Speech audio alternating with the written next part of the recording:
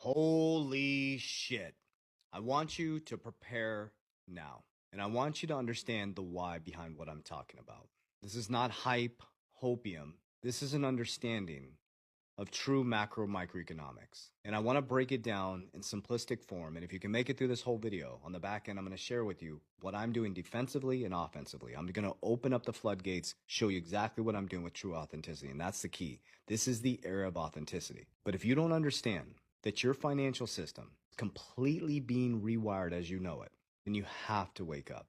Now remember, this is my research. Do your own research. I'm only going to tell you what I'm doing. Make sure you always trust, but always verify.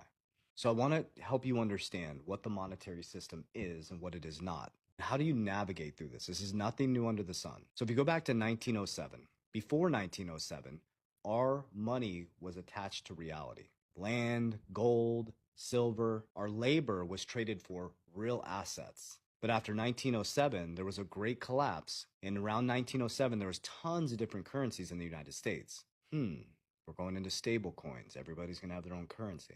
And then from 1907 to 1913, there was a group of bankers that got together, created what's called the Federal Reserve. You can go do your own research. I'm just going to share with you what they created, the Federal Reserve, which is not federal, nor it is reserve.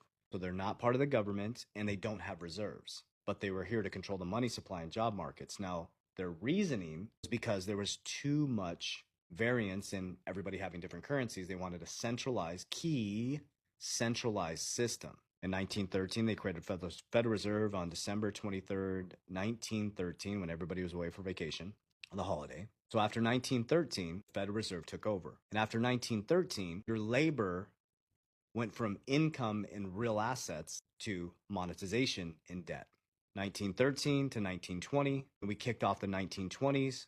Margin was created, and we went into the roaring 20s. Margin was where you could put in $1 and you can get 10 back, and people were putting that back in the markets, and everybody was making so much money. Remember, there was a centralized system, and around that time, I don't know the exact number, but there was only about 11,000 banks underneath the Federal Reserve. Many banks were not underneath the Federal Reserve. Well, the banks came collapsing down in 1929, going into 1930, went into the Great Depression after 1930.